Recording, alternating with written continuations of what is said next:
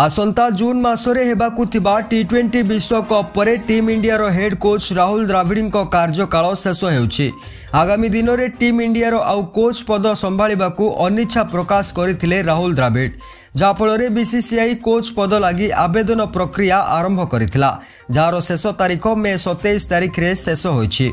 किछि दिन तले ऑस्ट्रेलियन क्रिकेट किंबदंती रिकी पंटिंग, जस्टिन लांगर और न्यूजीलैंड रो स्टीफेन फ्लेमिंग को ना चर्चा होतिला बेले एमानंकु टीम इंडिया रो कोच पद लगी ऑफर करा जायथिबा कथा सामना को आसीथिला। हेले एसबु कथा को खंडन करथिले बीसीसीआई रो सचिव जय साहा। से कहिथिले जे आम बोर्ड पक्षरु कोनोसी क्रिकेटरन को कोच पद लगी ऑफर दिया जाय नाही, एसबु कथा मिछ।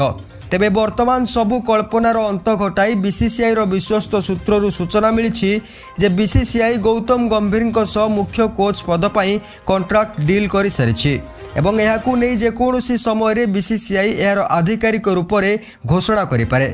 तेबे टीम इंडिया मुख्य कोच पद पर गौतम गंभीर को नहीं आपणकर कौन प्रतिक्रिया रही कमेंट कर जणातु। एहीपरि प्रतिदिन ओडिया रे क्रिकेट न्यूज जानिबा पई वीडियो को लाइक एवं चैनल को सब्सक्राइब करंतु।